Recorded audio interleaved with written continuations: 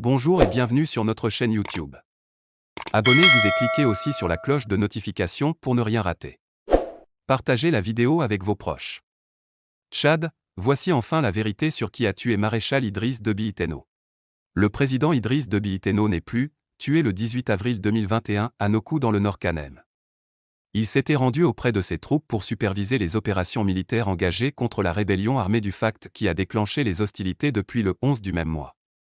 En effet, Idriss Déby accompagné de son aide Kankoudar et d'un officier de liaison français est arrivé à Nokou dans le Kanem le samedi 17 avril. Il s'installe à son QG situé à une cinquantaine de kilomètres de la ligne de front. Dans la nuit du dimanche 18 avril, Idriss Déby convie certains responsables militaires triés sur le volet à une réunion sous sa tente. Juste à la fin de cette réunion, arrive un général, bien connu par les Tchadiens, qui était lui à un poste avancé protégeant le QG du maréchal. Aussitôt croisé, Idriss Déby lance à l'endroit de ce général, « Et rebelle-da, qu'est-ce que tu fais ici ?» Il faut comprendre que le terme « rebelle » ici n'a aucune relation avec l'ennemi d'en face, le FACT.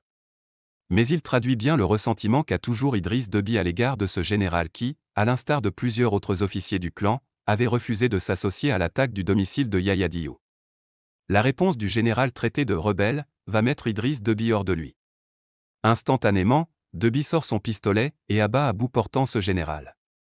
Presque aussi instantanément une rafale retentit dans le groupe d'hommes qui encadre le président Déby. C'est le cousin du général abattu, Tchadananat et pour le moment son nom, qui vient de vider le chargeur de son FAMAS sur le président Déby.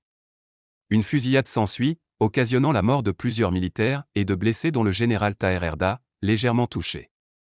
Le maréchal est mort sur le coup.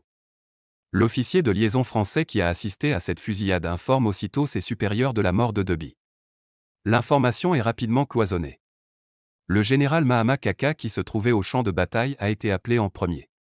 Il constata le drame qu'à son arrivée. L'officier français lui passe le président Emmanuel Macron qui lui explique brièvement ce qu'il y a lieu de faire maintenant pour gérer cette crise. Puis c'est au tour du chef d'état-major général des armées, le général Abdelkerim Daoud d'être appelé sur le lieu du crime, mis au fait de ce qui s'est passé et de la décision de l'Élysée de placer le général Mahama Kaka à la tête du pays. Un hélicoptère arrive et transporte le corps sans vie du maréchal et les blessés graves à N'Djamena. Au front, l'armée continue la guerre, elle apprendra la nouvelle de la mort de son chef suprême comme tout le monde, c'est-à-dire le mardi 20 avril 2021. Cette dernière version est la plus partagée dans les chancelleries et les présidences africaines et occidentales, les médias étrangers. Au Tchad, les partis politiques de l'opposition et les organisations de la société civile ont demandé à la France de clarifier les circonstances exactes de la mort du président Idriss Déby. L'Union africaine a annoncé la création d'une commission d'enquête sur la mort de Déby. C'est dire qu'il y a véritablement anguille sous roche.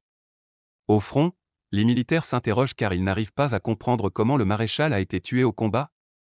Et surtout avec quelle faction de l'ANT a-t-il combattu? Il reste à savoir quelles conséquences cette tuerie au sein du clan va avoir sur le pouvoir que visiblement on s'active avec l'aide de la France à pérenniser à travers le fils du disparu, le général Mahama Idriss Déby. N'oubliez pas de vous abonner et de partager la vidéo.